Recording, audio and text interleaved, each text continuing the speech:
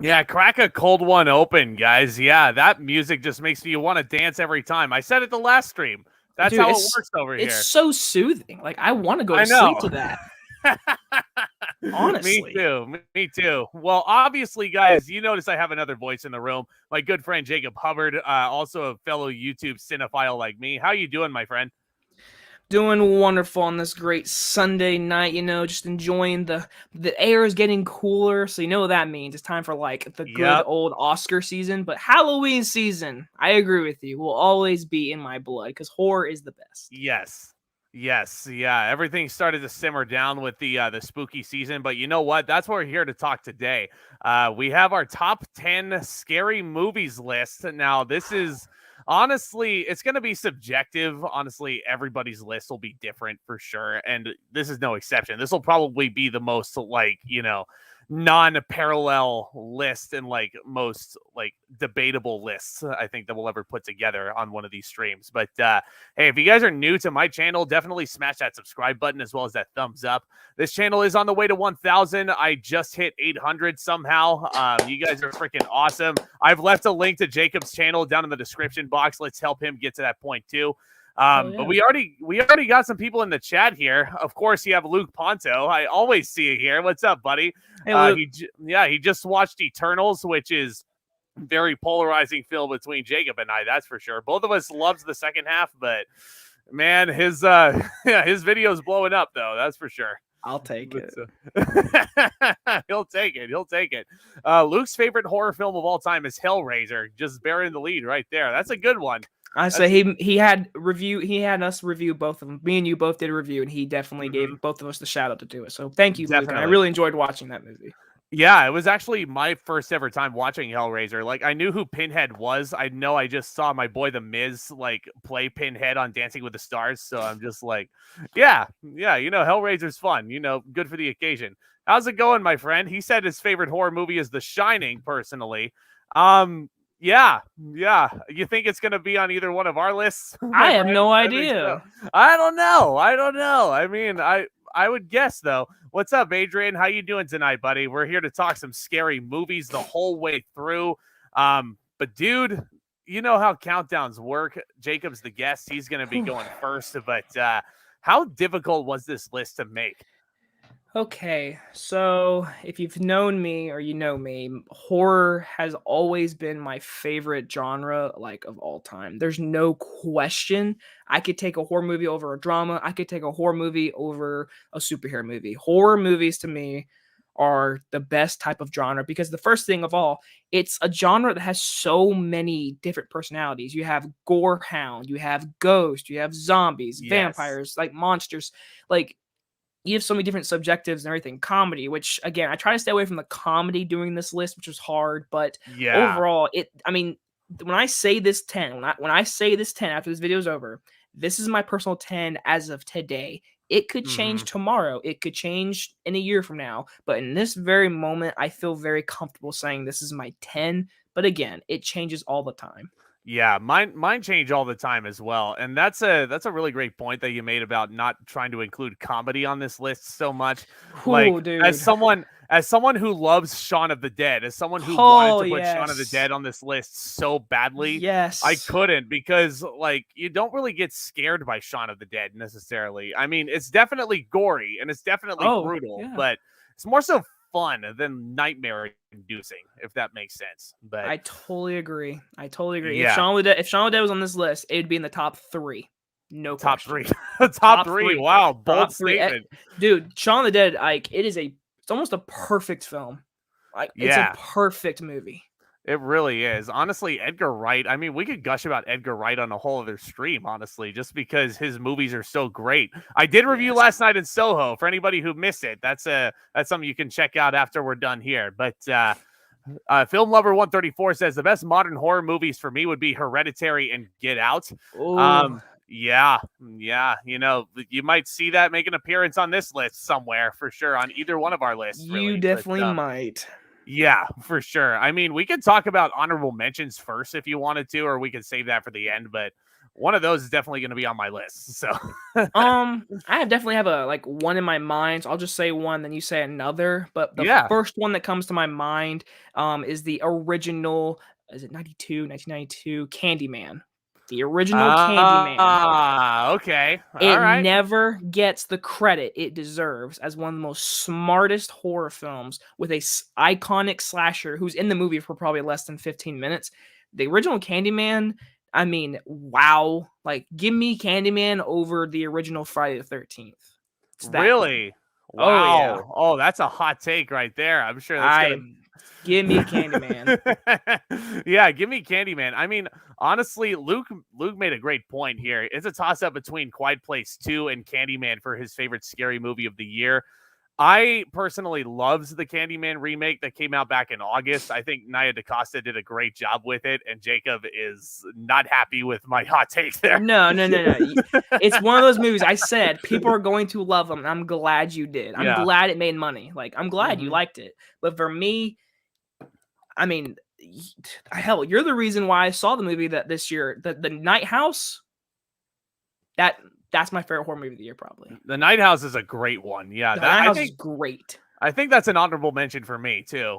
Good. That's really, I think Rebecca Hall gave one of the best performances all year long for sure. I did buy the Blu-ray. I did buy that Blu-ray as well. It's like up top right here. It kind of hurts my arm to really like reach up for it, but you're good. Yes, I definitely have it. Rebecca Hall, one of my favorite performances of the year, next to Thomasin McKenzie in Last Night at Soho, which is another honorable mention, I have to say, because Edgar Wright is the man. But again, that might be another stream for another time, Edgar Wright. But Adrian says Child's Play movie with Mark Hamill was awful from 2019. Thank you. Well, I mean, Chucky isn't, instigating wrestlers in WCW these days, but, he's instead instigating, stupid NXT wrestlers now, but loving the show. If you haven't watched the show, watch the show. Loving the show. Interesting. Yeah, the show there. Okay. Yeah, the new show. I didn't even know there was a Child's Play show. It just came out. I know it's premiering on Sci-Fi or something like that. Oh, okay. Yeah. I know there's like all these weird, like scary shows out right now, like Clarice on CBS off of Silence of the Lambs and all that. Yeah. Which honestly, I did Silence of the Lambs. I honestly classify as a psychological thriller rather than a horror movie. I agree, and that was another honorable mention. I agree.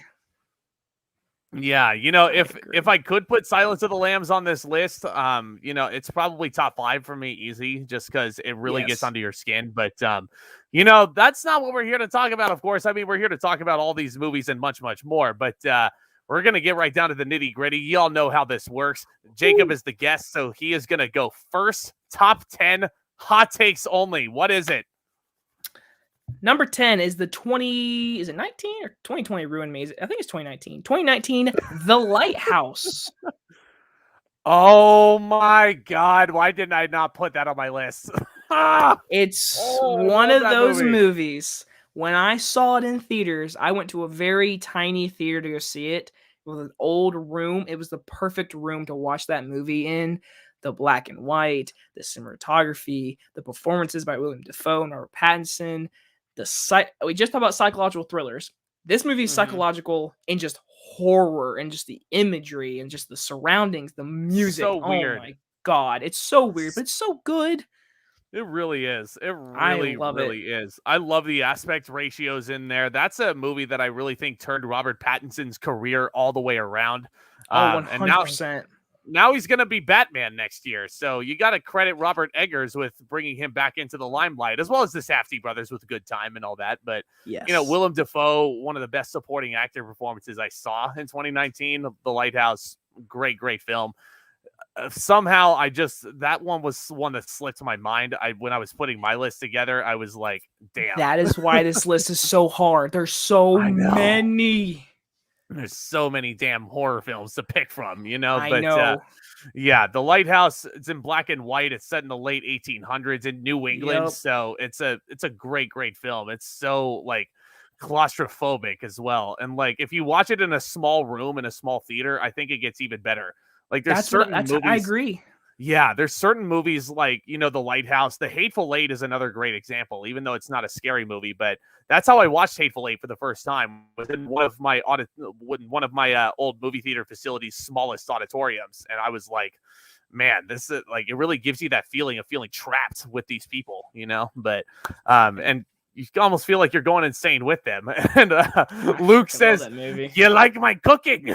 Yes, like I do. Of course. I don't even know. I don't even know what Luke is cooking at this point. What are you cooking? But say that monologue by William Dafoe is so damn great. good. It's so damn good. Yeah, Robert Eggers is continuing to prove himself, even with The Witch, which is a fantastic scary movie in its own right too. I'm very excited to see what he does in the Viking realm with Alexander Skarsgård next year. Yeah, that's yeah. Should be a good one. Should be a goodie for sure. Luke also says Videodrome is another one of my favorite horror movies for sure. That's one I've never seen. That's one I've never heard of it. So, Videodrome. Okay, still got to check that one out for sure. Yes. But Jacob, my number 10 may surprise you. It may surprise a lot of people that it's this low on this list. But honestly, the reason why it's on my list to begin with is because this is the movie that introduced me to the horror genre in general. Scream from 1996. Honestly, yeah. Yep, I know. Zack. I know. But here's my deal.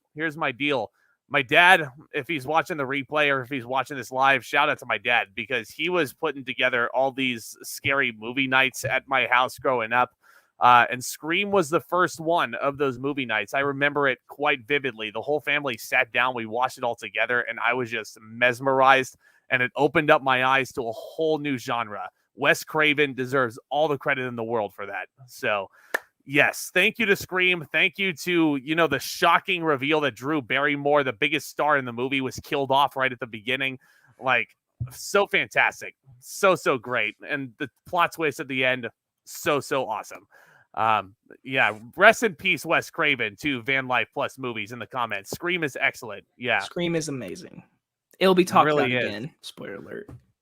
It'll be talked about again. There you go. Are you excited for the not the remake, but Scream 5? Technically, it's also called Scream, but I wasn't until I heard, because the original cast did not want to come back, and they said we will only come back if it's a good script. Then the people who made or Ready or Not are making it, and I was like, okay. And then they said we're coming back. I was like, so it must be good. But then again, cast members have said that before. I'll say this: the trailer, when it premiered, I remember seeing Halloween Kills, and the trailer came on, my whole crowd was like, ooh. So yeah, I don't know. Mm-hmm. I hate the release date. I'll say that. I hate it. It's in January. Mm-hmm. Like, why is it coming out in January? I really hope it's not like, in bad movie purgatory. Because I know. The studio is like, and there's a lot of really interesting, scary movies that are coming out next year too. With, I saw a trailer for The Black Phone by Scott Derrickson, which looks so creepy. Ethan Hawke wearing that stupid little mask of his. Like, I agree, but I think they showed the whole movie. Yeah, for sure. It's I think, yeah, definitely. I really, God, I hope it's good. But I do too. Yes. It's one of those movies I like Sinister so much, which again, another honorable mention. I'm going to spoil that honorable mention, Sinister. But yeah. Mm-hmm. Sinister is another honorable mention for me. That was one I watched earlier this year. It's directed by Scott Derrickson, who is not coming back for Doctor Strange 2. But which I'm fine Sam with. Raimi's. Yeah, I'm fine with, because it's Sam Raimi. It's Sam Raimi replaces him. So, yes, for sure, Sam Raimi is great. Evil Dead. That's another honorable mention. Both Evil Dead movies, the first two. Army of Darkness. I don't know if I can put that in there, but where are you going? I'm gonna go hide behind my microphone. Oh my gosh. Boy. This is why I love it. This is why I love the Evil Dead, but in any case, Jacob, Scream, my number 10, yours was The Lighthouse, which is, again, I feel like these are lists that will change periodically. Oh yeah. Tomorrow my list could be very, very different. I could be in the comments for all tomorrow, putting out a whole new list of like, oh yeah, tomorrow freaking Midsummer is gonna be my favorite horror movie. It's not. Spoiler alert, because Midsummer sucks, but it's not on my list, but I love that movie. We're moving on. Yeah, fair enough. Luke asked me if I like scary movies, assuming because I haven't seen Videodrome. I'm sorry. I have not seen Videodrome. But I've never even heard of Videodrome. Yeah, there you go. But now if you're talking about the Wayans brothers scary movies, hell yeah. Yes, the scary movies are not going to be on the list because those are comedies. But they're great. I don't want to shoot you, Van Life. I mean, it is Scream 5, but I mean, the studio just disagreed with calling it Scream 5. But it's just easier for marketing. They just want to be like, hey, teenagers, Scream. But guess what? They're like, oh, if it's called Scream 5, they're like, oh, what happened to the other 4? And they're like, there's been 4 movies, so let's just market it as a Scream. That's why. Let's just market it as Scream, instead of just calling it where the hell is it? Oh, instead of calling it Scriptorum. I know. Scriptorum, and then number 5 Cream. Is that 5? Yeah, I know exactly. I think that's what I don't like that at all. Yeah, 5 Cream. It would just be no, 5 is an S, right? I could be doing it wrong. The things we talk about on the stream, but in any case, Jacob, we're moving on. Number 9 on the list. Things start to get really interesting now. Yeah, so number 9. It's another one of a newer movie, but it came out in 2013. I think this movie changed horror for this decade because if you've realized back in the early 2010s when we started getting some good horror movies, this movie came out and this movie changed how basically cinematography was made in horror movies. Number 9 is James Wan's The Conjuring. Yep, there it is. It is a perfect haunted house, demon, ghost, whatever kind of movie. The direction, so amazing. The sound design, it's some of the best I've ever heard in a horror movie because of the creaks in the house, the window shattering. There's so many just little designs they do. And like I said, James Wan's a huge inspiration for me. And with this movie, sure. I mean, wow, he put all of his tactics in this movie. The camera zoom, how the camera moves, the shaky cam. I mean, it truly is one of those horror movies. When I saw it, I was blown away. I'll never forget seeing it in 2013. And when you watch any other new Conjuring movie, even when it's different directors, they all try to copy that pace of the camera. And even the lighting looks similar. Like when you watch Annabelle 3, how the lighting is, I noticed those kind of things. When you watch Conjuring 3, I can just tell that's not even made by James Wan, but you can tell by the camera work, they're trying to copy it. So this movie is definitely the ground base for that, so it needs to be talked about in a top 10 horror, and that's why I put it on this list. Oh, for sure. You know what, man? Yeah, The Conjuring is freaking great. I definitely agree with all of your points there. James Wan might be one of the best scary movie directors working right now. He is. Him and Mike Flanagan are definitely up there. Yes. Top tier for sure. But honestly, if you want a hot take, I actually prefer The Conjuring 2 just a little bit more. Just because, location, I think I was a little bit more unsettled by The Conjuring 2. The Devil Made Me Do It, I thought was okay. Nothing too fancy, but I own the Blu-ray up here, so I must have done something right. And then James Wan also came out with Malignant earlier this year, which a lot of people have called a classic. I don't necessarily think so. I think it's a little bit too convoluted for its own good, but still definitely very fun.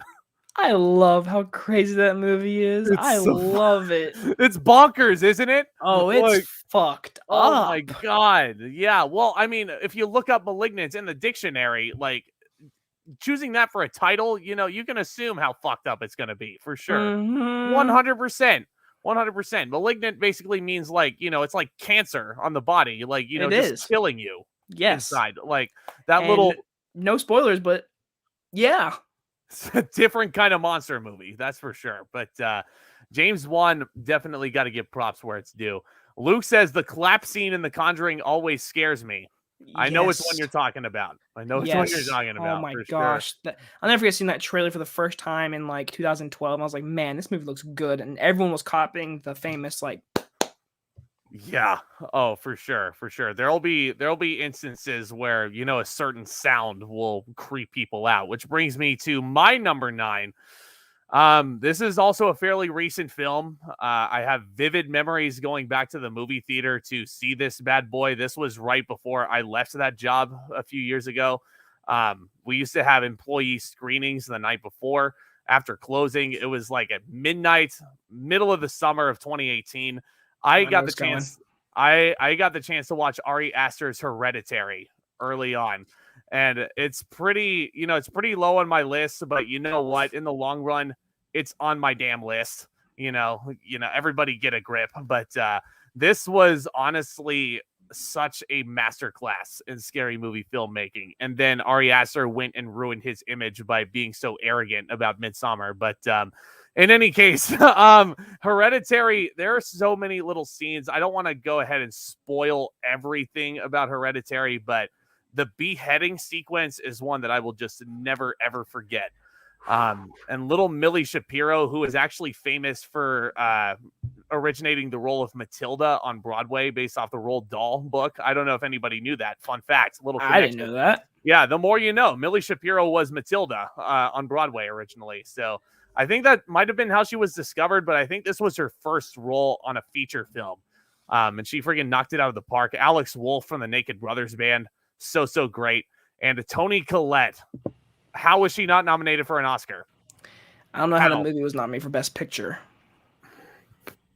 Oh, like watching that movie at 1:00 in the morning, it should have been nominated for Best Picture. Yes, it should have.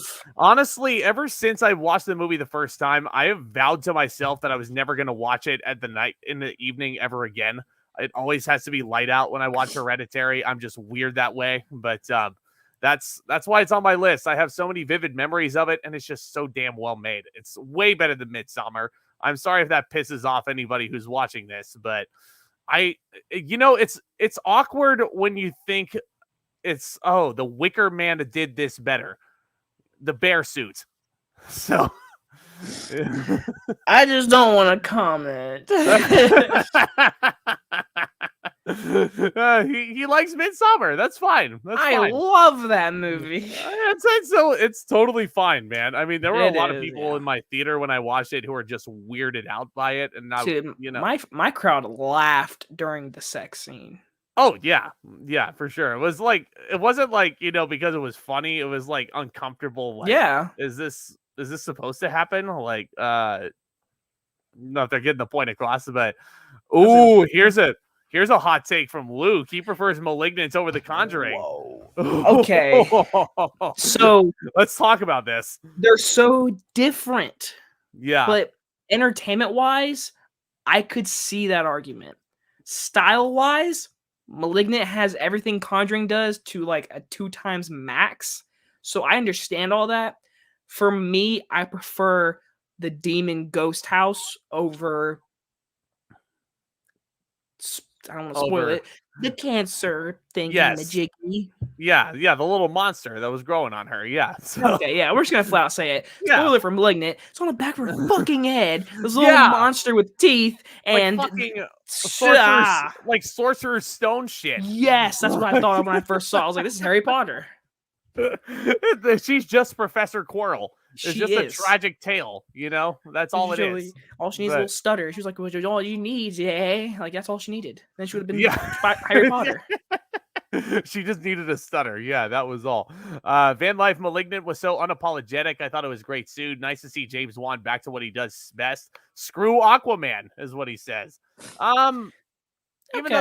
Even though the first Aquaman is fine, I mean, I don't really feel like watching Aquaman 2 just because of a certain someone who's in that cast. But in any case, yeah, I don't want to talk about her. But let's see. Luke says Alex Wolff does not get enough credit for his work in Hereditary. Thank you. Even when he transforms into the demon at the end. Yes. Thank you. Yes. 100%. He could have easily been nominated for supporting actor. very, very easily. And then it was because the Oscars are a joke, like Van Life says. Even though Parasite won Best Picture a couple of years ago, like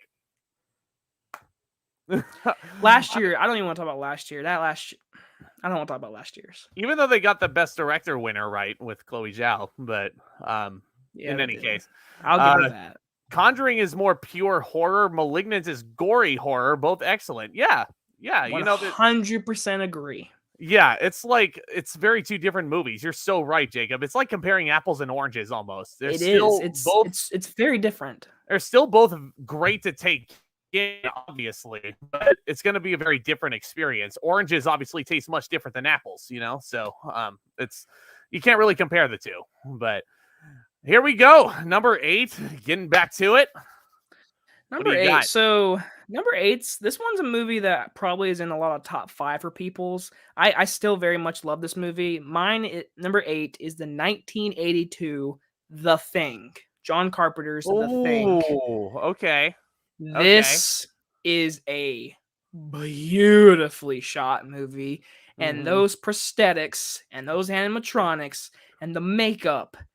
As a kid, I will never ever forget laying in my parents' bed and my dad turned on the movie just to mess with me, and it's the scene where the dog gets killed and basically busts its head open. So ever since I've seen that movie in that moment, it's a scary scene for me because I love dogs. But besides that, I mean, talk about just the score, the boom, boom, like just the score, the atmosphere, how cold it is. I mean, even the actors didn't know who was who. They don't know who the monster was. So imagine being on that film set and for what this movie is like doing and how people, when it came out, people were like, this movie sucks. I'm like, what? This movie is fucking great. I love The Thing. It is a movie that it can rise on this list for me, but it's my number 8. It's one of the best remakes ever made, if not the best remake ever made. Honestly, other than The Departed, which I think is, best one out there. But I keep forgetting that's a remake. Yeah, The Departed is a remake of a foreign film called Infernal Affairs. Yeah, so The Thing is definitely a great, great film for me. Great prosthetics, similar to An American Werewolf in London, which Jacob did request for the Halloween playlist that we all put together. But my number 8 is really going to shock a lot of people. You want to talk about John Carpenter for a minute? Let's talk about Halloween. Yeah, so a lot of people have this as their favorite scary movie of all time. It's very low on my top 10. Right here, right now. It's pretty low. Mainly because, well, obviously, okay, in the long run, if you guys get mad at me, whatever, it's on my list in the long haul because it's freaking Halloween. Nothing else in the spooky season tops bundling up in a bunch of blankets and waiting for Michael Myers to come around like on Halloween night and watching that movie just sends shivers up and down your spine. But honestly, the filmmaking and the direction by John Carpenter is really what propels that movie to legendary status.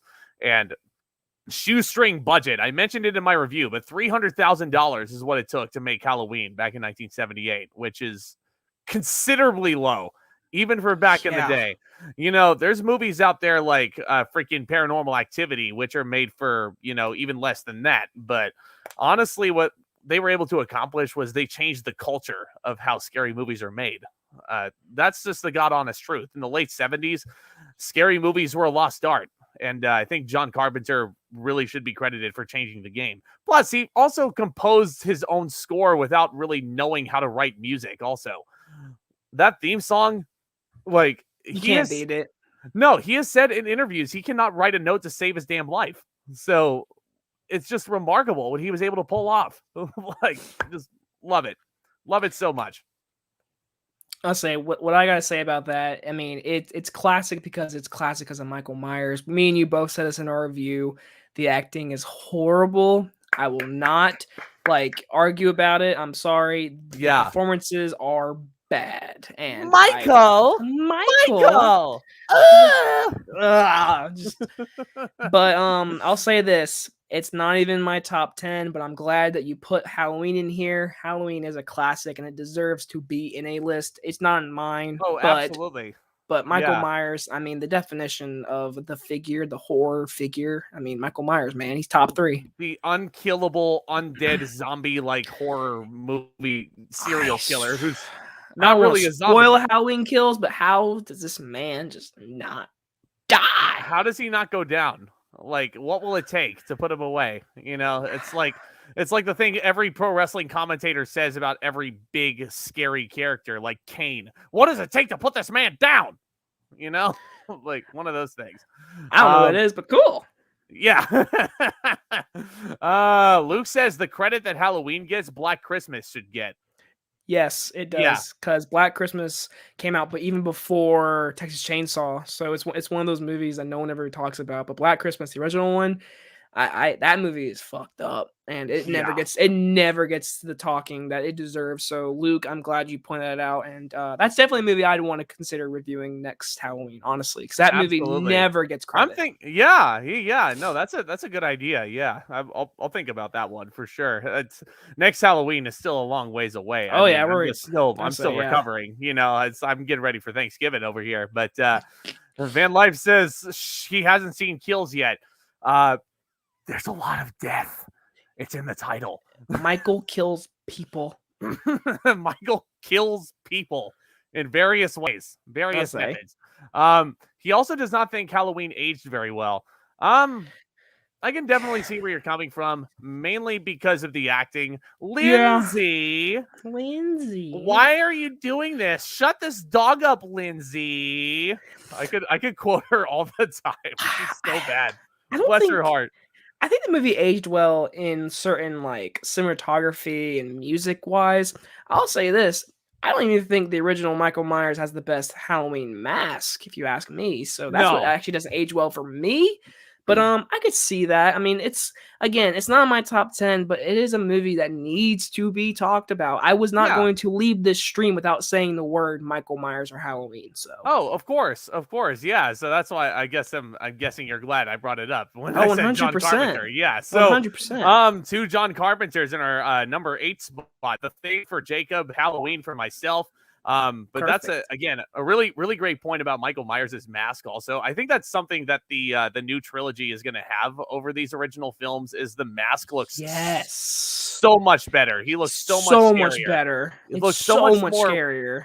Looks so much more refined in that sense. Looks a lot more like, you know. Honestly, I think that's honest. So 1978, they're thinking of like, how do we cover up this damn guy's face? And they buy a shitty William Shatner mask off a shelf. Yeah, and they just painted it pure white. And it's like, wow, you know, they got a lot across with that character just with a terrible, shitty mask. But in any regard, I got to say what's up to my buddy Ryan O'Toole in the chat right there. He also has an excellent channel worth of reviews. Go check him out if you haven't yet.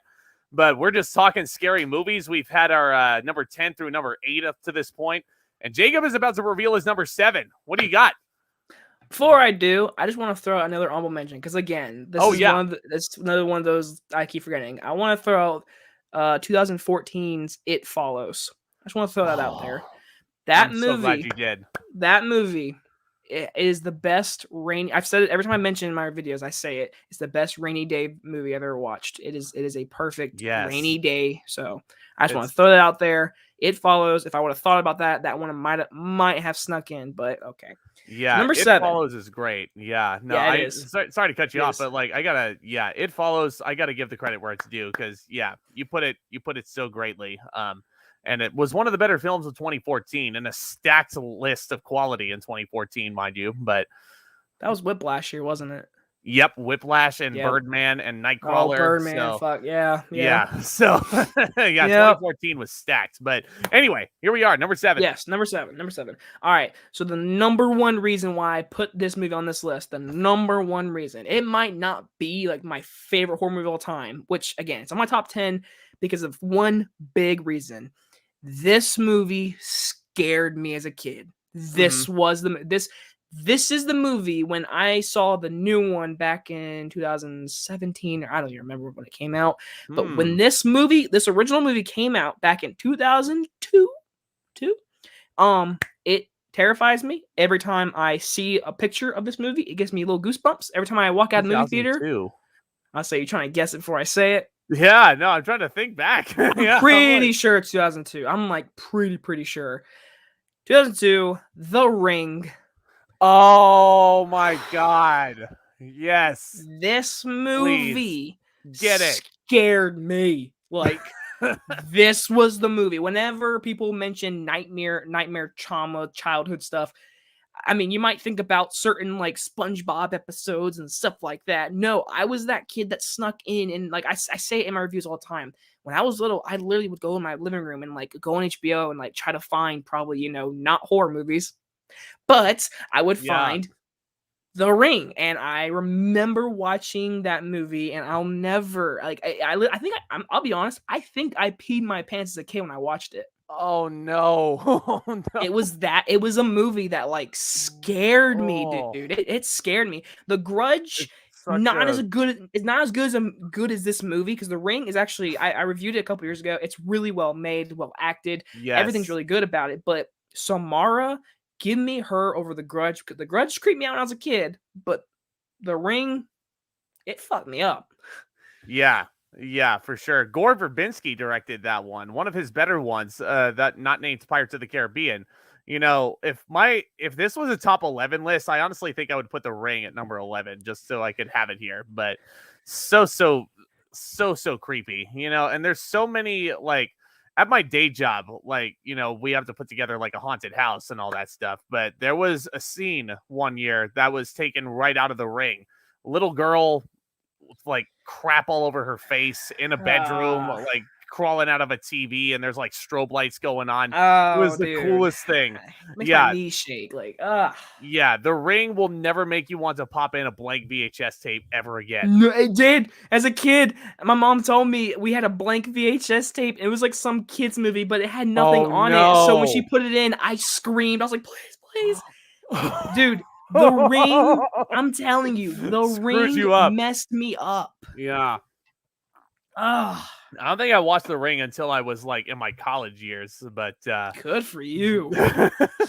I think I squeaked one out there. But in any case, number 7 for me, it's going to be a very interesting choice for a lot of people. I had to represent Stephen King at least a couple of times on this countdown.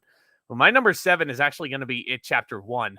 Wow. Yeah, it really is. Honestly, the more and more I go back and rewatch It Chapter 1, the more fun I have with it. I reviewed it for my last playlist also. I watched it. Yeah, so damn good. Freaking Andy Muschietti, who's going to be directing The Flash next year. Well warranted for sure. I think he's a phenomenal director, not really getting enough credit where it's due. Bill Skarsgård freaking had people shitting bricks in the theater. This is like, honestly, you were talking about The Conjuring being a pure haunted house like experience. It Chapter 1, just like that. And like seeing Pennywise's antics, like him dancing in the train, doing the little, like, I don't know what that dance move is, but I don't know if I want to know what it is. But I remember that dance. Everyone was doing it when that movie came out. That movie, oh boy. Yeah, the hair popping out of the drain there, freaking blood all over the room. Little Georgie in the basement, like, just so many crazy little scenes thrown in there. But it's a great message about how you face your fear. I think it's a great message to children also, oddly enough, even though it's rated R, not made for kids, obviously. Kids love that movie. It's weird. Yeah, it's weird. No, there were, like, I remember that was when I was working at the movie theater. That was one of the big ones where people tried to sneak in. Oh, yeah. It was my second week when I worked in the movie theater when that movie was out. Yeah, God. That was one of our big ones. When Chapter 2 came out, even worse. Mm-hmm. Yeah, even worse, just because, well, I mean, It Chapter 2, I think, is a little better than people give it credit for. I enjoyed it. Bill Hader stole the show in that one, but that's another story for another time. But It Chapter 1, far and away, is the superior one, just because the children's camaraderie in there just brought me back to my childhood. It reminded me a lot of The Goonies, which is one of my favorite movies of all time. So I think that may be why I have a little bit more bias towards It Chapter 1, just because it really harkened back to my childhood. But in any case, I know that's a shocking choice. But... No, it's a great choice, Zach. It's a great choice, because back in 2017, when I had, a really shitty camera and everything. I reviewed that movie, and I am 89% sure that was my favorite movie of 2017. Really? Yeah, I'm pretty sure it was, because so before that movie came out, I was actually a fan of the miniseries because I grew up with the miniseries. I actually own it on Blu-ray somewhere. But I watched it as a kid on VHS, and it was one of those movies where I was like, man, this is a movie that should be remade. I always said that for the longest time. And I remember back in 2015 when they said they're making it, and I was like, cool. And it was going to be directed by the guy who did True Detective. It was going to be him. Oh, It was gonna be the kid from the Maze Runner who's gonna play the golden guy in Guardians, whatever his name. Will Poulter, what his name? Is that his name? Adam Warlock. Yeah. Will Poulter. Yeah, he was gonna be Pennywise. Like I remember that was one of those movies. I stayed up with the news. I was like, I need to see this movie. I saw it. When I first saw it, I loved it. It actually, as I like get older, it's not like my favorite movie ever, but it's definitely, I agree with you. It's so much fun, and it makes me mad at people. When that movie came out, I literally remember going to high school the next day, and people were like, it wasn't scary, it was funny. I don't see it as a bad thing, but like, I guess.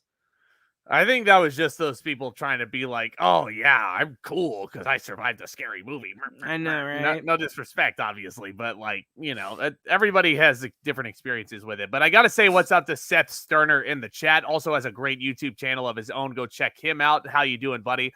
I got to say what's up to Alex Thomas, another great cinephile who had a YouTube channel on here. Definitely has a lot of great physical media content. I watch his Blu-ray hauls all the time. Keep up the good work, my friend. Good job, Alex. I watch him too.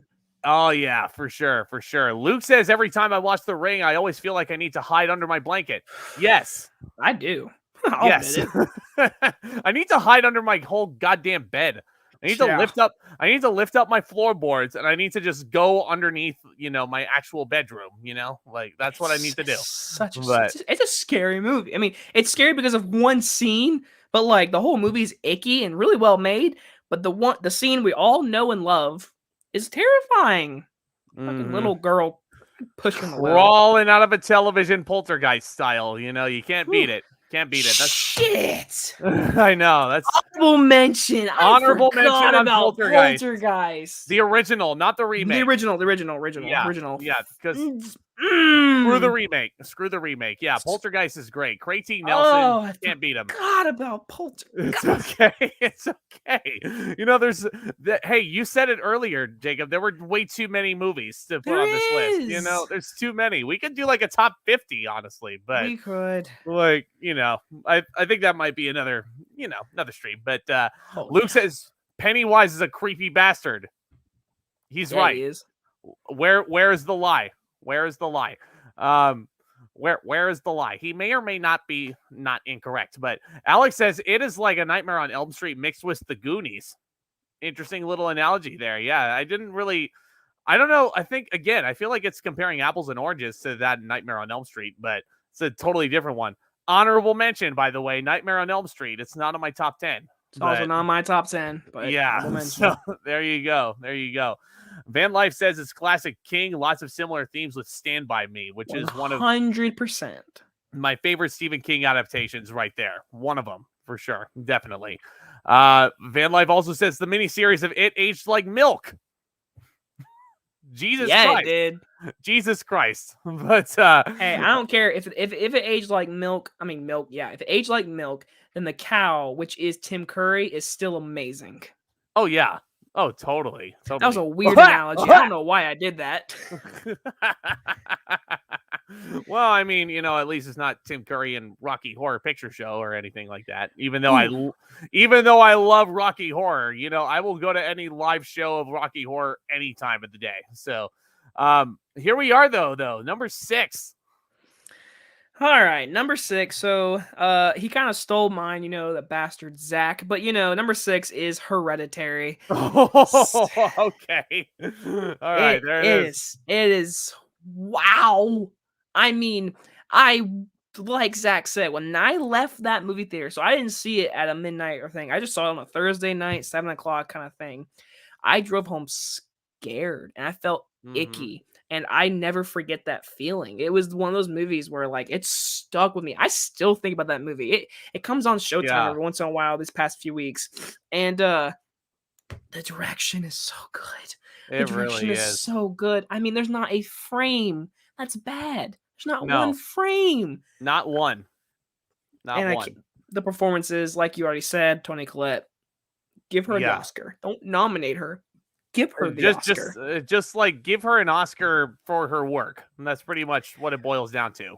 And Like make up for it. it's also one of those movies where like it's so different and weird. When it came out, I actually knew a lot of people that went and saw it, and they all agreed with me that movie was scary. And I felt Yeah. so happy when people did that. That was like, this is a scary movie. Go and watch it.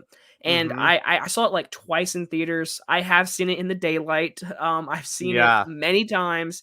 It's one of those movies. I think give it another couple of years, it's gonna be known as a classic. It really Oh is. yeah. It is a whew, Easy. God tier horror movie for sure. And literally. honestly, like, we were talking about, I'm glad you brought it up again because I completely whiffed on mentioning the sound. Luke was talking about the Conjuring clap scene.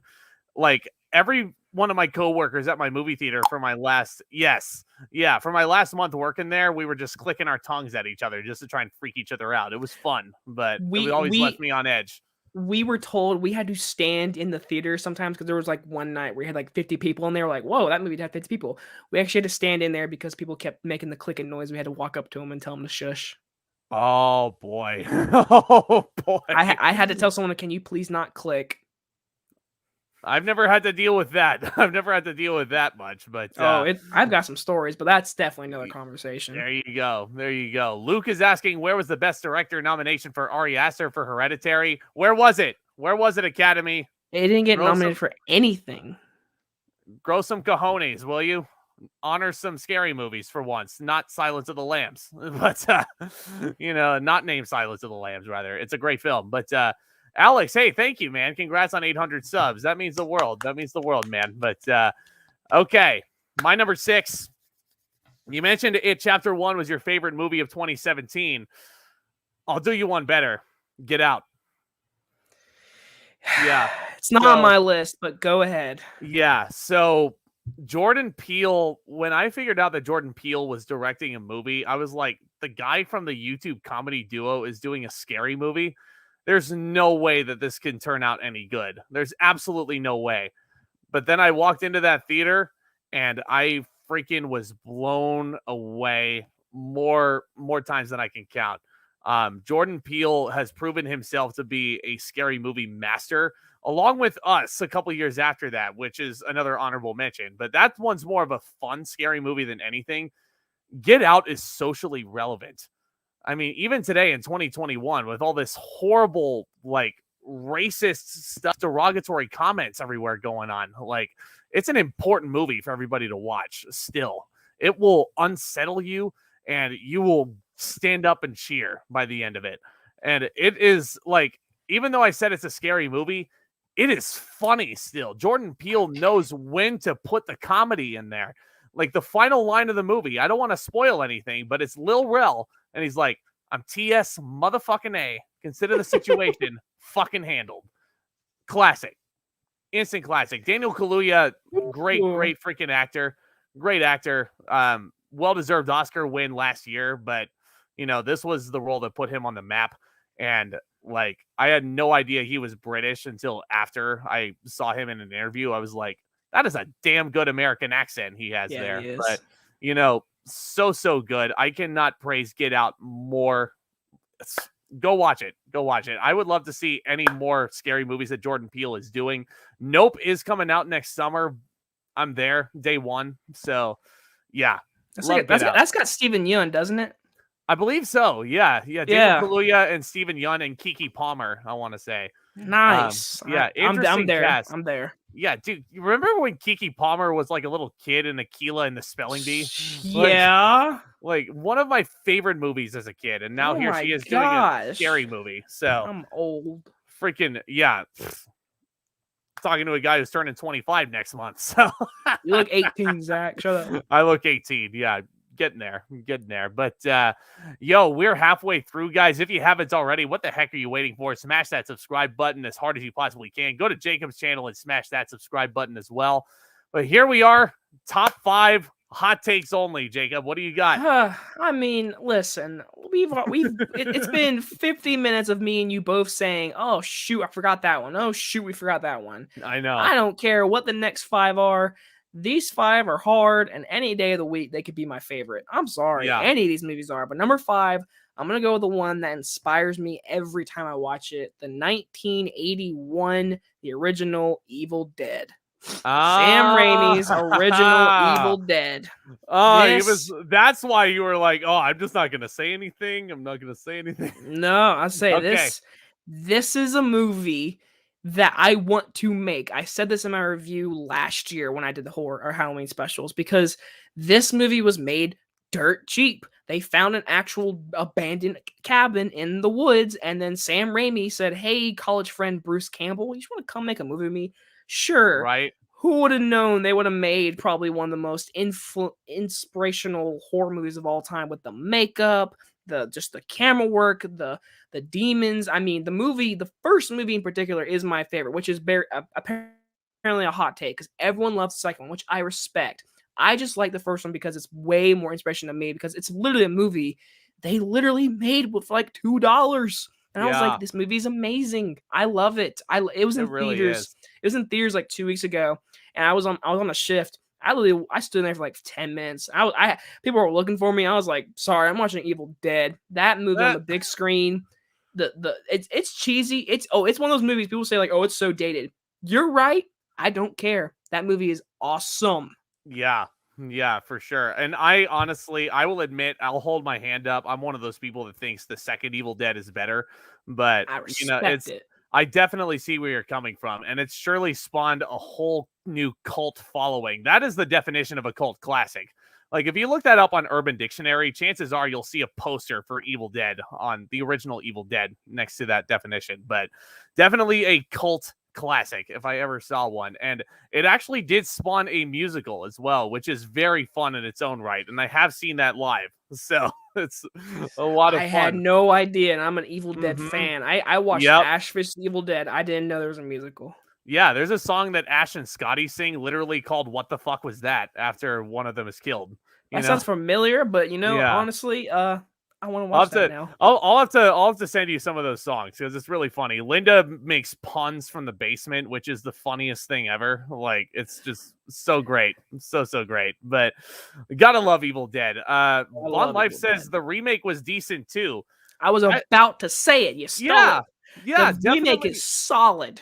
Definitely is, for sure. And that actually from the same studio. If you want an honorable mention right now, Don't Breathe.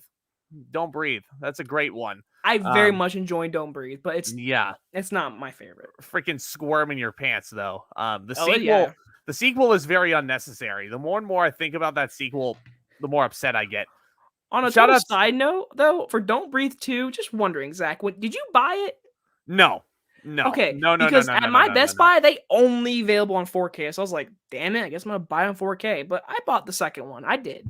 Yeah, no, I don't have it just because, like, thinking about it more and more, how they made Stephen Lang the main character, I was like, okay. I mean, if you didn't watch the first one, he's the freaking, like, sadist. So, like, they went the Terminator 2 route with him. So, yes, but the wrong route.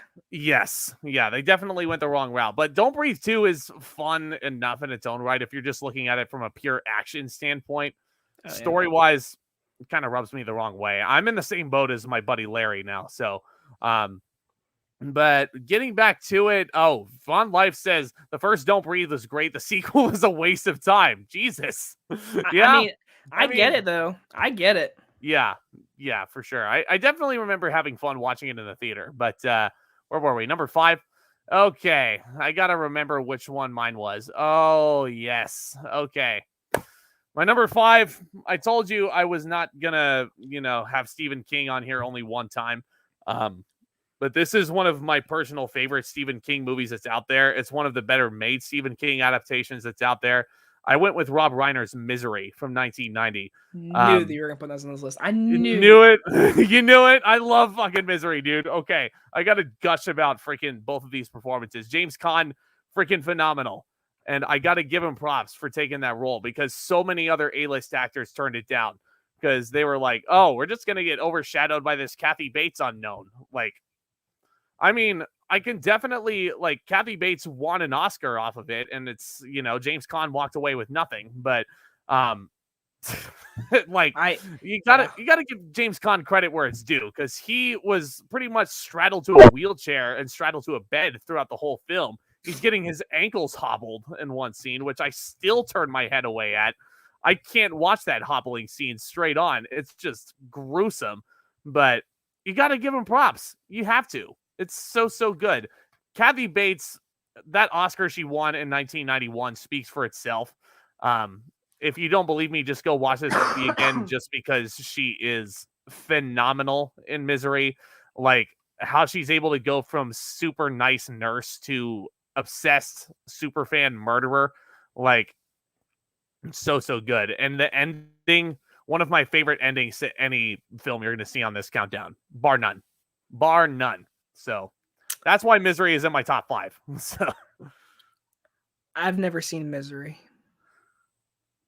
Oh no! Jacob. It's one of the rare ones. Jacob. Now I know like everything that happens. It's one of those I know what happens, but like I have never fully sat down in my bed or living room and watched from beginning to end Misery. You will freaking love it, dude. Like I know I will. I've seen the scene. I've seen the famous scene, the hobbling. I've seen it. It's but like I have not fully watched the whole movie. I know you're gonna love it though. I'm gonna watch it. I own it too. So that's the funny part. I own it. It's an A+ movie, easy for me for sure. In case nobody in the chat has seen my review or anybody on the replay, like Van Life, a lot of love for Misery in the chat. Kathy Bates relishes her role so damn well. James Caan was good, but she completely stole the movie. No Misery without her performance. Well, yeah, but you can't overlook James Caan's performance in the movie either. I mean, it's essentially his story for all intents and purposes, but you're definitely right. Kathy Bates is the one who became a superstar off of that. I mean, James Caan was well known for being like, I believe he was Sonny in The Godfather, I want to say. I believe his name was Sonny in that, but I know he was in it. Haven't seen The Godfather in a while. So. I've seen The Godfather one time because it's The Godfather, but like it's been a long time. Yeah, totally. Van Life is telling you now you have something to look forward to. I say when Zack reviewed it, I definitely was like, man, I should because I always try to watch your videos. So I watched like a good 4 minutes of that video. I was like, man, I usually want to tell you good job on the video and stuff, but like I couldn't agree with you because I was like, I haven't seen it, so I waited for this. I was like, I knew you're gonna do like a ranking, so I was like, okay, I'm gonna tell him. Because I knew you were gonna put this on your list. I was like, because everyone loves Misery. I haven't seen it. I will watch it. I will watch it. Oh, one of the best Stephen King movies out there. 150,000% for sure. But dude, here we are getting down to the nitty gritty once again. Number 4, hot takes only. All right, so before we get to this top 4, before I say this number 4, I did not include Jason in this top 10. I did not include Texas Chainsaw. I did not include Hellraiser. I did not include Freddy Krueger, Chucky. None of them are in this list. I have the freaking Friday the 13th Scream Factory poster above me, and no one can ever see it. But I love horror movies. But there is one horror icon, and his first movie is an all-time classic. Number 4 is Scream. Yeah, there it is. Scream. Ghostface. Scream is great, and I don't mean that nicely. I think this movie is bad ass. And so good. And people are like, Friday the 13th, the first one's the best horror. No, I reviewed that this year. That movie sucks. The first Texas Chainsaw, that movie's cheap. Call it like it is. Scream 1 is an all-time classic. I mean, yeah. I quote that movie all the time. I love it. It's so damn good. The opening alone makes this movie. That first 10 minutes is terrifying. It's terrible. So good. We literally get to see a daughter get her guts ripped out, hung in a tree, and her mom sees it. Just that image is fucking scary. You And can't of write course, that. You you can't write can't. that, you know? And It's just it's just crazy because it came out in the mid '90s, and if you go back and watch certain horror movies from the mid '90s, Scream changed the format for mhm. screenplays and like the side comedy of like, you know, the rules of the horror movie. So like, I Know What You Did Last Summer. If you watch that movie, which is the same writer from Scream, it's a ripoff of Scream. That's all it is. They're trying to be all clever and horror and everything. Dude, Yep. Scream. Oh my gosh, like, you hit me with a phone, dick. I fucking love that movie. So good. Yeah, you know, and in the long run, it was on my list, although it was pretty low on my top 10 in relation to Jacob here, who loves it. And I love it too. Not to say I don't. Rest in peace, Wes Craven. But that's the movie that really did introduce me to a whole new realm of filmmaking. And I can't credit it enough. So, so good. Luke says, when I first watched Scream, that twist made me go, what WTF did I just see? Yeah, yeah, that's pretty much how it goes, and for all intents and purposes. It's all Wes Craven. Honorable mention: The Hills Have Eyes, original and the remake. Wow. Okay. I've seen the Yep. original, not the remake. Yeah. Yeah. I definitely see where you're coming from, though, Van Life. Yeah, definitely. Plus, Scream came along when horror was suffering a bit. It You could was. say that. You could say that. Oh, it Yeah. for sure was. This was 1996. This was, I'm pretty sure Jason Goes to Hell didn't come out The year I was until. born, 1996. So Good for you. there Yeah, you yeah. go. Oh, just kidding. I was born in '99, so it's okay. There you go. There you go. Um, God, my number 4 is gonna really piss people off because a lot of people are Oh, like, "Oh, this should be a number 1," but there are times where it is number 1 on my list, but not today. It's probably number 1, you know, on other genres lists as well. But this transcended so many filmmakers, so many blockbuster filmmakers. I'm talking about Jaws. I'm talking about Jaws in this spot. God. I know. I know. Yep. So here's the thing, guys. Jaws is freaking great, but there was a time where I was a kid and I was like, I'm never popping that movie in ever again. I don't need to. But, you know, as I got older, I kind of, you know, manned up a little bit. And now I watch it every year. You know, I still turn my eyes away when Quint gets like eaten alive, you know, and his legs get chomped up and all that. It's still fucking Good. gruesome to me. So But good. it's it really fucking is. And Quint has like some of the best lines of dialogue in there too. Hoopa, neutral, you idiot. Hoopa. But, you know, awesome. Awesome. And like that's what really drives Jaws for me is the characters. And Steven Spielberg, who was a relative unknown at that time, He was a made that complete movie. unknown. Yeah, so many obstacles in his way. The shark wouldn't work, or freaking actors would get sick, what have you.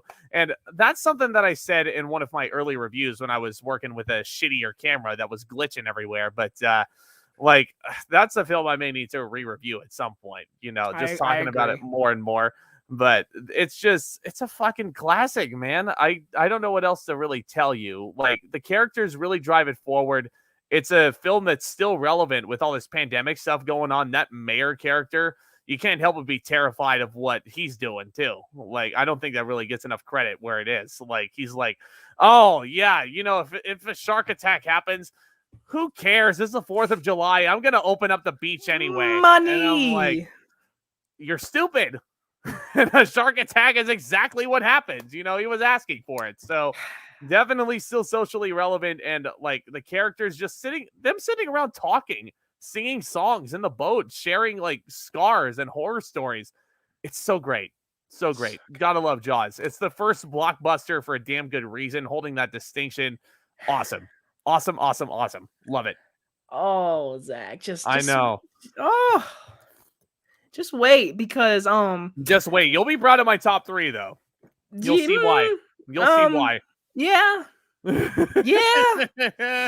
You just wait one more second. one more second. Yeah, because if we're What?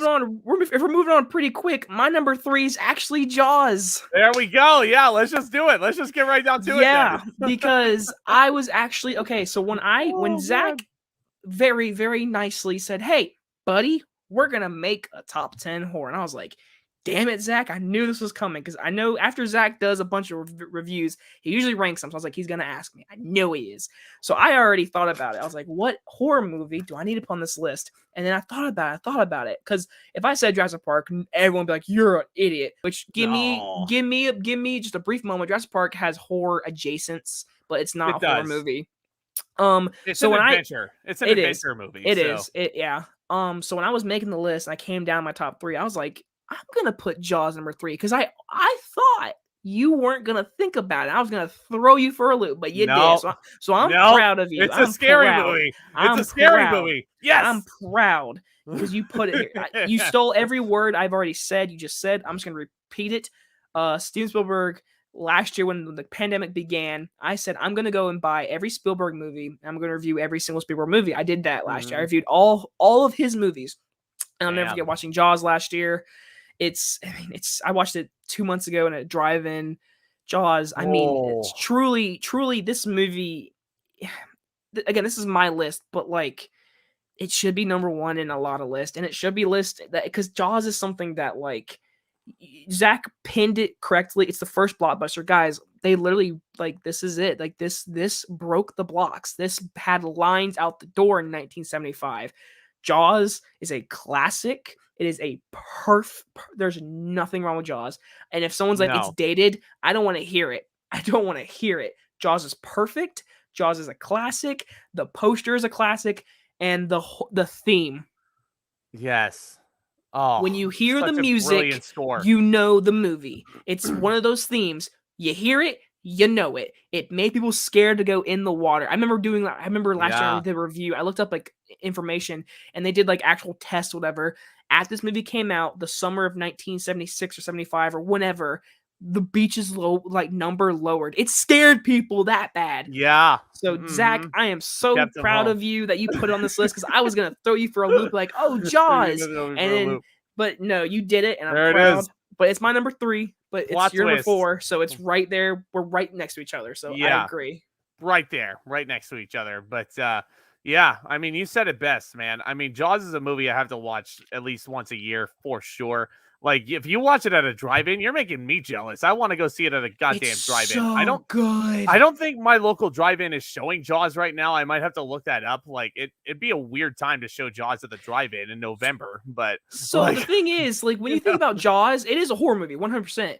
But when you think about Jaws, it's a summer movie. So when I saw it, I saw it in July. I saw it in like a drive-in that came out in July, and they showed like a double feature, something else. But I went there for Jaws. I was like, this is dope as hell.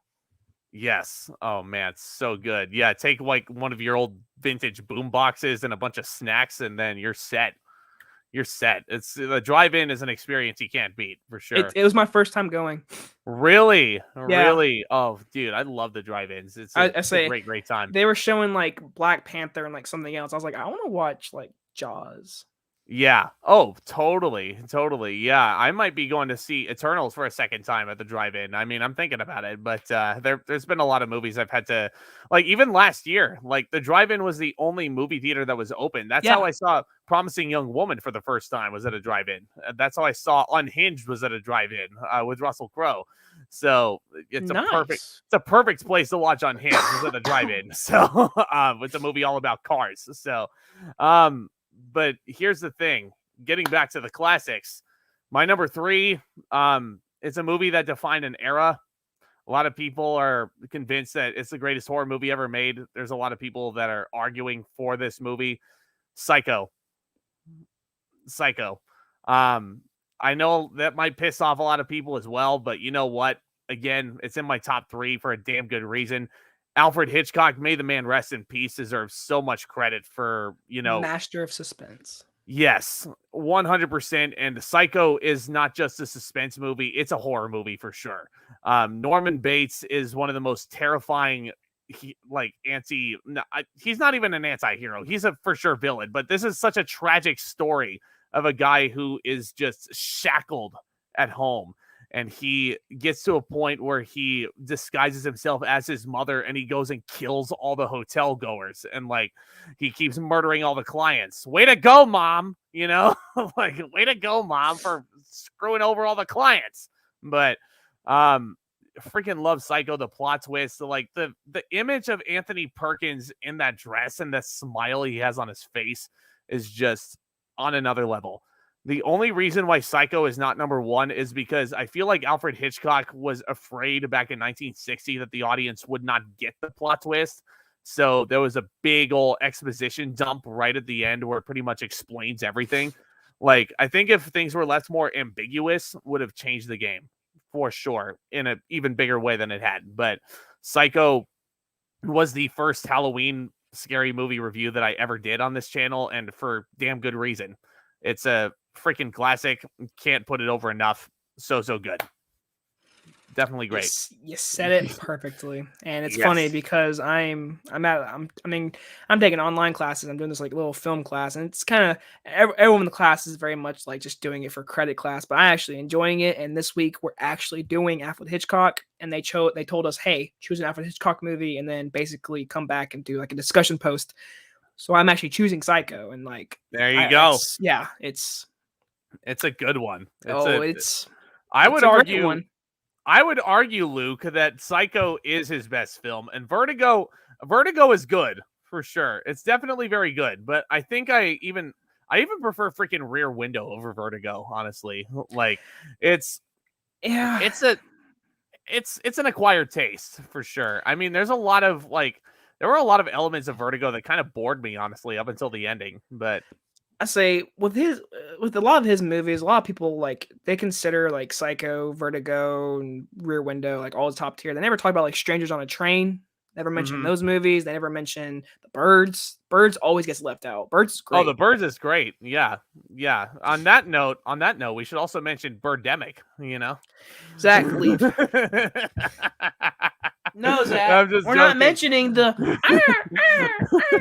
No, that was made pretty close to where I'm from, so there you go. Good for you. Is it good for me though? Yeah. If they make Birdemic 9, you might be in it. You have to be high as a kite to watch Birdemic and enjoy it, But I've seen clips. I'm not watching that shit. No. It's so bad. I have seen that all the way through, but good for you, I know. Man. Is it good for me though? I don't know if it's good for my eyes, but Luke said the last time he went to a drive-in was when they were showing Ghostbusters. Is that the original Ghostbusters? I'm assuming I would probably assume it is. Not the piece of shit that came out in 2016, but that's another topic for another time. But I said it in my review. I'm not the biggest Ghostbusters fan, which apparently I got the greatest comment ever saying, "Man, I wish they would show true fans this movie before these critics." Shut up. But yes, right? I'm not the biggest Ghostbusters fan. I like the original Ghostbusters. They're playing in theaters actually the other weekend in my movie theater. They were showing it, and I was like, "That's pretty dope." And it's a good movie, but it's not my favorite movie of all time.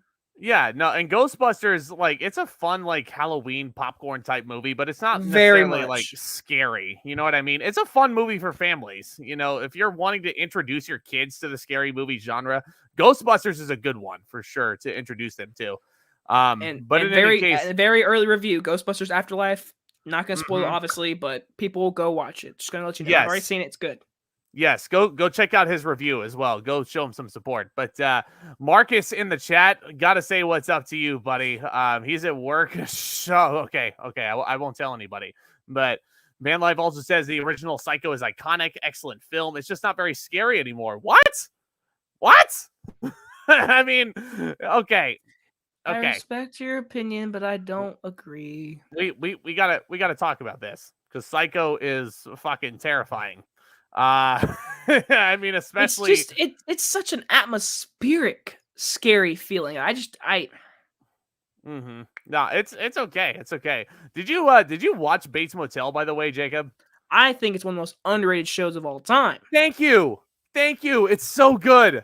It's so good. Like, I love fucking Dylan's character in that. Yes. The brand new character that they wrote into that, that whole world. Freddie Highmore as Norman Bates, I think, is a very underrated choice. So perfect.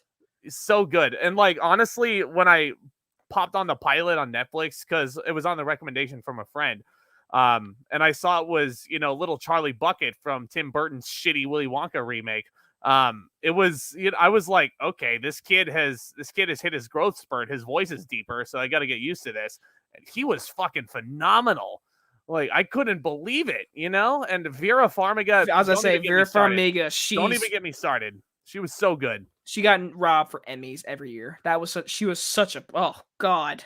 Yes. Oh, absolutely. Absolutely. Luke says he also saw the trailer for Ghostbusters Afterlife in front of Eternals today. So, yep, there you go. That trailer's everywhere. I'll say on my last day, I got to put the file into the trailer pack for Eternals before my last day at work. So yeah, I assume that trailer's in front of every Eternals, but yes, they're advertising the shit out of it, which they should. Yeah. It's good.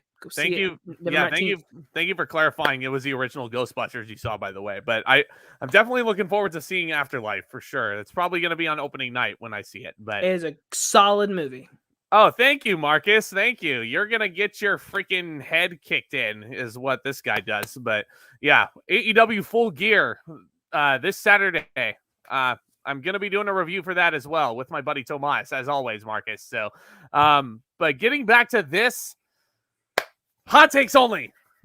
There is no hot takes because number 2 is Psycho. What? How did that happen?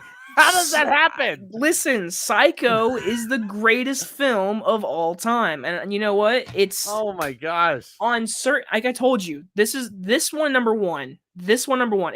Every day I think about this movie at least once. The framing in Psycho, pitch perfect. It's pitch perfect. So good. Yeah, I mean, there's like a bunch of shots with Norman Bates looking all sus in a mirror, and I'm like, that's a clue about his split personality there. That's really subtle, Hitchcock, but it's so great. We just went over it, so there's not like too much I can say right now. But I mean, I said I can. Psycho is it's Psycho. I know it is Psycho. It's classic. That's classic horror. It really inspired me to I wrote a freaking script one time over just some stupid just horror like Psycho because of Psycho. It's there's nothing can beat it. Alfred Hitchcock is a master class film director and he lives on in film history. Absolutely. This is my favorite Hitchcock movie. Yes. This is my favorite Hitchcock movie. I am sorry. Vertigo is so good. Rear Window is better than Vertigo. I said it. And Psycho is, but I agree what you say about the whole psychiatrist, spilling it. But for 1960s, people weren't as smart as they were today, so they needed to get explained. So it's groundbreaking. It's Psycho. It's the shower scene. I mean, come on, best murder scene of all time for sure. Nothing 100%. Touches it. Yeah, and the score behind it, chef's kiss. On that one for sure. But I mean, and man, I had a thought, but then it was just like just fell off the rails right there. Well, why it falls off your railing, I'll say this. The atmospheric scary feeling of Psycho is what's scary to me. The scene where she goes and eats a sandwich with Norman Bates and all he does is talk is terrifying because your best friend is your mother. And he's talking about his hobby of being a taxidermist as well. And the camera work of showing the animals in the room while he's sitting there, just like he's nervously sitting there. Look, like Anthony Perkins as Norman Bates. I mean, it's perfect. Yeah, it's perfect. Freddie Highmore is great in Bates Motel. It's so good, very underrated. But Anthony Perkins. I mean, as long as it's not Vince Vaughn in that part. Fuck that movie. Yeah. Fuck that movie. Shot for shot. That's what it is. I remember seeing that movie because as a kid, when you click on the TV, it just says Psycho on the cable. I'm like, all right, Psycho, yay. Click on. I'm like, what is this? Yeah. Is that Vince Vaughn? What? And I remember watching it for the first time. I was like, what? What's the point? This is a piece of shit is what it is. It sucks. Yeah. My number 2, I know this number 2 is your number 1, so I'll let you gush about it in just a moment. But my number 2 is The Shining, for sure. It's definitely one of the most influential movies ever made. Stanley Kubrick, master. Jack Nicholson is gives one of the best performances of all time. Shelley Duvall does not get enough credit. It shouldn't have been nominated for a Razzie. That's all I'll say about it. Yeah. It shouldn't have been nominated for any Razzies, but I'll let Jacob take it away because, I mean, I know that's your number one. I know it is. I wore the shirt for a reason. Yeah. Okay. So your number one is what? The Shining. Yeah. Is the greatest film of all time. Just like I said with Psycho. But yeah, I mean, like I said, there are days I actually do want to watch Psycho over Shining. But The Shining, I watched it last week, so it's in my head. It's perfect. Absolutely. It's perfect. And people complain to me all the time, it's too long. Shut up. Watch the movie. It's good. It's not great. Too long. It's a perfect 2 hours and 26 minutes. And I love that movie. The score, so shivering. The performance by Jack Nicholson, you're watching a man go insane. You're literally watching him. Oh my God. You know? God. Goes insane at the bar. Oh, God. You know? And I know how people are going to talk about like Shelley Duvall and like they treat her like shit. Yes, they did.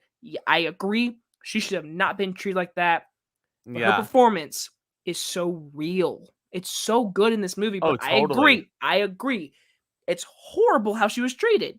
Oh, but she's good. Undisputed. Stanley Kubrick was an asshole. Oh, he's a jackass. He's a dick. And what he did to her and all that kind of stuff, that's treating her like shit just to make her get her in more performance, which I hate to say it worked because it's so good. But doing that stair sequence like hundreds of times over again. Like the stair scene with the bat when she's really sweating and like doing that. She's literally exhausted. And I feel really bad. But listen, besides that, The Shining is a masterclass in horror filmmaking. The direction, the score, the acting, the blood, the scenery, the hotel in general as a character. I mean, there's nothing beats this movie. It's The Shining. It's my number one. You knew it because I reviewed it last week. You were like, Jacob, you're like, congratulations. Yes, Zack. That's my number one. But so number one, Shining. You made a great point about how every shot needed to have some sense of red in there too, which is just so true. That's why part of my back, you can't exactly see it. It's kind of it's red LED, but I did that for a reason. But yeah, definitely a great film. It's my number two for sure. The Overlook Hotel is just such an eerie atmosphere from the get-go. Jack Nicholson might be it's definitely one of my favorite performances of all time, if not my favorite performance of all time, period. It's between it's between that and One Flew Over the Cuckoo's Nest for me, because One Flew Over the Cuckoo's Nest is one of my favorite movies of all time. I'll review that one day. Oh, that's fair. But his performance in Shining is, he's literally going insane. So quotable. I'd never heard a hair on his goddamn head. I love the little son of a bitch. You know? God, it makes me want to watch. It's one of those movies I could watch any day of the week. I want to watch it. Yeah. You just want to watch it right now. Just want to shut this out. Doctor Sleep is awesome. It is. It really is. Doctor Sleep. Doctor Sleep is so good. It's Ewan McGregor, so good. Ewan McGregor, fantastic. Rebecca Ferguson is a great villain. Awesome sequel. I remember going to the theater a couple of years back. This was before the pandemic was like a huge deal, but like, that was one of the last big theater experiences I had with my dad before everything kind of went south with the health crisis and everything. And I remember being just mesmerized by it from start to finish. That's a Mike Flanagan movie. It's so good. Yeah. That's an honorable mention. If I could. Yeah, it is. I know if I could make like a top 11, top 12, Dr. Sleep would for sure be on there just because I got to rep my boy Mike Flanagan always, 100%. Speaking of, still haven't watched the show on Netflix, by the way. I need to watch it. Oh, Midnight Mass is freaking nuts. I know. I want to watch my mom. My mom loves all the movies he makes. Like we watch Haunting Hill House together, so I was like, okay, we'll watch that. Hill House. I mean, if you want to talk about honorable mentions, Haunting of Hill House, Midnight Mass. I mean, I'll just get all of Mike Flanagan's shit out of the way. Ouija Origin of Evil. He made a good Ouija movie. What was the movie called? Oculus? Was it Oculus? Oculus. Yep, with Karen Gillian. Yep, such an underrated flick. I mean, what else has he done? I mean, he's done a lot. Gerald's Game is another great Stephen King adaptation with Carla Netflix, Gugino. Yes.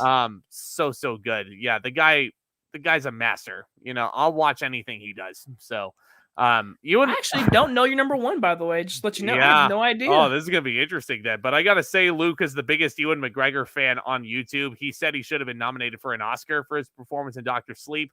I can see where you're coming from there. It's very good, but Yeah. 2019, it's one of those movies. He wasn't getting nominated, but he was really good in the movie.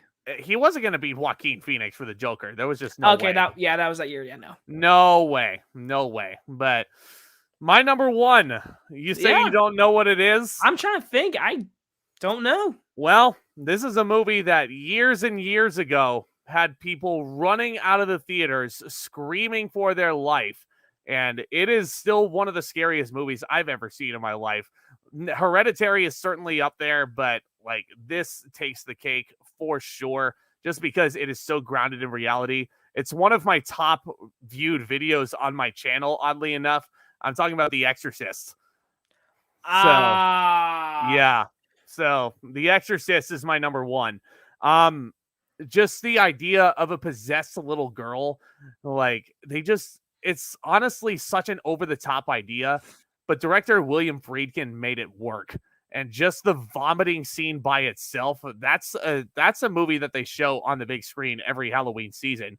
And still, in God's year 2021, almost 40 years later, people are running out of those auditoriums screaming for their life. Like they don't want to be there at all, which makes it weird because why would you buy a ticket for The Exorcist if you know you're going to run out? But it's just so well made as well. I don't really think it gets enough credit, really. William Friedkin's direction, spot on. The score, fantastic. So good. All the acting in the movie is great.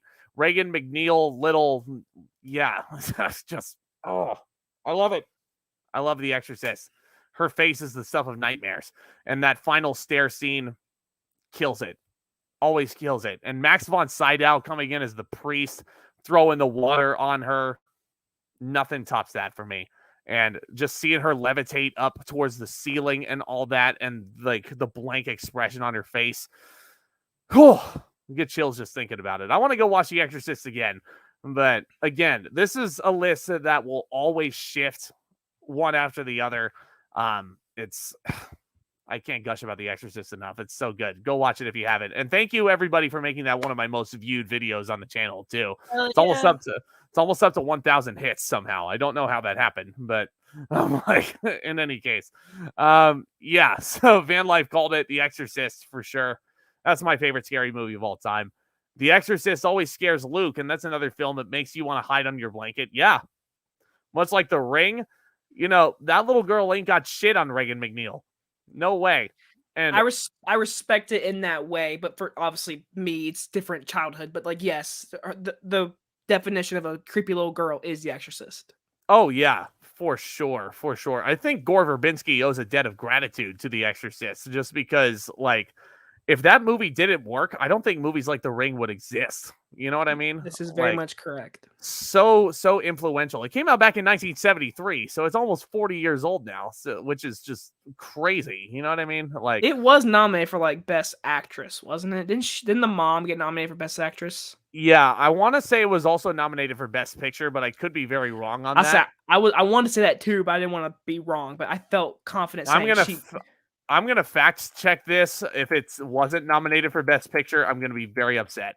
But I say now that you said it, it is a movie that it's so. I think when I reviewed it last year, I think I gave it an A+. I think if I didn't, I gave it like an A. The reason why I didn't put it on my list, it's just one of those movies I don't go to often. I go to Shining, I go to Psycho, I go to Jaws. Exorcist is one of those movies when I watch. I've seen it for a year. I'll move on to next year. Yeah. Oh, for sure.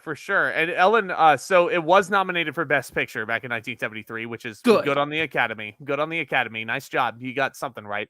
But Ellen Burstyn, phenomenal in the film. Max von Sydow, may the man rest in peace. He was so good.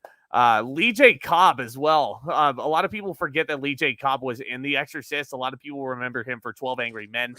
So good in that film. And he plays a character that's so unlike him in a lot of ways. He's not very brutish. Like, he's a very nice, approachable guy in The Exorcist. But, and obviously little Linda Blair as Regan McNeil. awesome. Love The Exorcist so much. I love the horror genre. I mean, again, this is a list that could change every year for Jacob and I. I mean, we could do streams about this like annually, every month, but It truly is. Like, I mean, honestly, like just to throw out some new movies. I mean, like I said, Lighthouse. That I watched again yesterday, literally like 2 days ago, because we got like a new TV. My dad hadn't seen it, so me and my mom watched it with him. He yeah. really liked it. He didn't understand it, but that is such a movie that is just so good. Even Last Night in Soho. I mean, damn man, everyone I tell to go see it, everyone has told me that is a good movie. That was a good one, Jacob. I was like, thank you. Last Night in Soho is not getting the amount of love it needs to. Go and see Last Night in Soho. Yes, go see Last Night in Soho. Please do not let it tank at the box office like The Last Duel did. Please don't do that. Which I still haven't seen. Last Duel is great. You would really like it. Ridley Scott's best film since The Martian, for sure. Oh, you want to talk about films that we didn't even mention on this list? We didn't even touch on any of the Alien films. Ridley Scott's classics from the 70s and the early 80s. Those are more so. Yeah, those are more so like, I think the sequel is especially an action movie more so than the scary movie. But the first Alien, I mean, there's nothing wrong with it. There's nothing wrong with the first Alien movie. It's so good. I personally prefer Aliens over Alien, but it's all subjective. It's all subjective. Everybody's going to have a different opinion. I say some people out there are going to be like, where's Rosemary's Baby? Where's this and that? I'm like, listen, Rosemary's Baby is a very disturbing movie, but that's a movie I do not care to watch ever again. Right? Where's Mother? And I'm like, that's a religious allegory movie. I don't want to talk about that movie. No? What? Did you not like it? No. It's a good movie, but it's just one of those movies when I reviewed it, I was like, it's good, but everyone didn't know that the movie was about like Christ. And everyone was like, wait, what is this? What is this about? I'm like, when people come, I remember when that movie came out, people were like, there's a baby that gets his head ripped off. I'm like, yeah, it happens. Because Darren Aronofsky has a screwed up mind. That's why. So, you know, Blair Witch Project, Van Life brought up. Oh boy, 1999. But, I mean, here's the thing. Found footage movies are good. Wreck is probably the best found footage movie ever made, if you ask me. Blair Witch Project it's certainly like set up a new genre for scary filmmaking. Obviously, Paramount struck gold with Paranormal Activity. Is still the most profitable movie ever made, oddly enough. I mean, I had Paranormal Activity. I like that first movie, but the rest of them are just not very good. They're not up to par.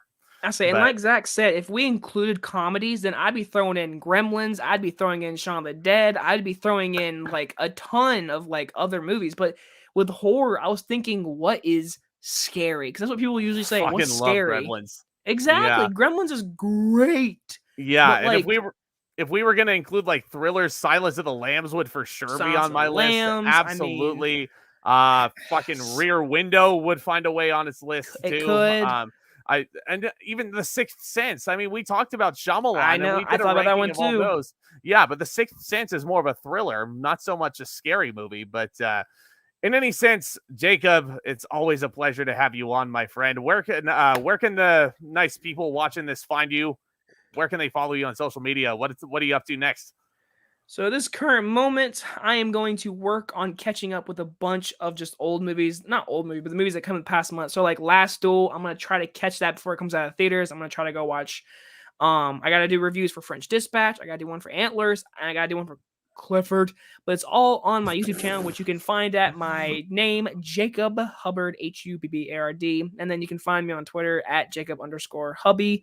And for that reasons on Twitter, all you're going to find is me basically ranting about like movies that people love. Because if you want to go on Twitter and people love Eternals, don't go on Twitter right now for me.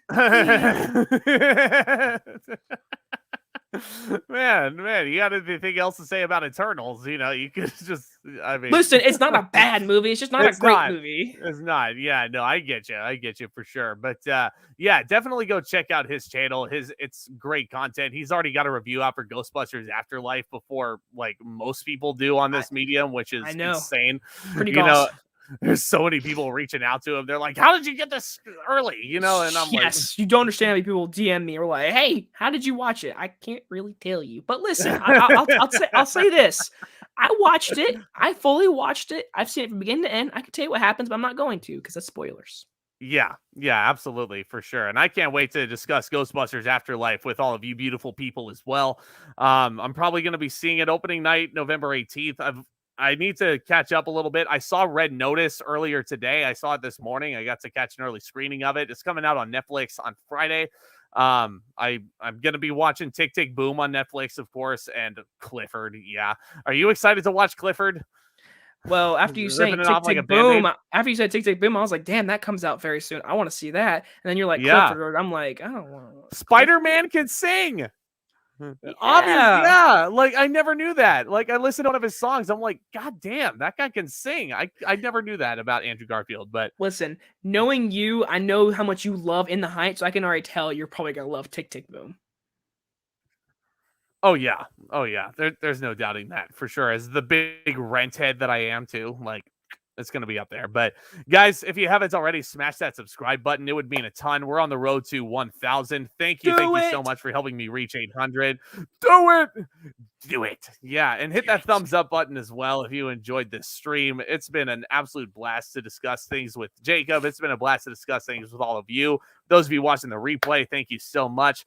And stay tuned for many more live streams to come. Stay safe, guys. Keep loving the movies. Take care.